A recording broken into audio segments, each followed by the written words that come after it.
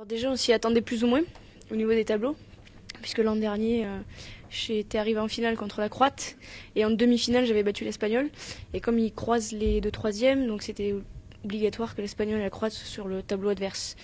Donc je rappelle que la Croate a fait troisième au championnat du monde à Belgrade, et qu'elles vont s'éliminer entre elles.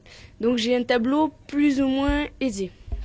Après, là où il faut pas se laisser avoir, c'est que je suis plutôt une fille au tempérament où quand je prends des risques, quand il y a des risques et des enjeux dans la compétition, j'ai un niveau qui est beaucoup plus élevé.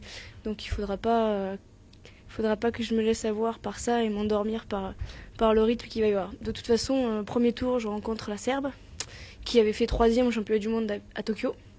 Donc c'est quand même une personnalité. Et donc ça va me faire rentrer dans la compétition tout de suite. Et bien l'autre fois, ça m'est passé sous le nez puisque j'ai perdu 3-2 en finale sur un déséquilibre. Donc on peut dire que ça m'est passé sous le nez, effectivement. Aujourd'hui, c'est pas forcément le titre que je recherche. Aujourd'hui, je recherche la notoriété des arbitres. Essayer de m'imposer et d'attiser un petit peu leur satisfaction, qu'ils arrivent à se reconnaître dans mon karaté à travers moi, en vue des championnats du monde à Bercy 2012. Ça demande une grande confiance en soi.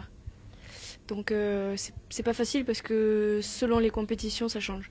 Donc là j'ai fait un début de saison qui était plutôt pas mal. Donc j'ai fait deuxième à l'Open de Paris, petit bémol, mais bon je perds contre Usami, la japonaise. Et puis c'était vraiment une compétition de rentrée. Donc j'étais pas prête comme aujourd'hui. Aujourd'hui je suis prête.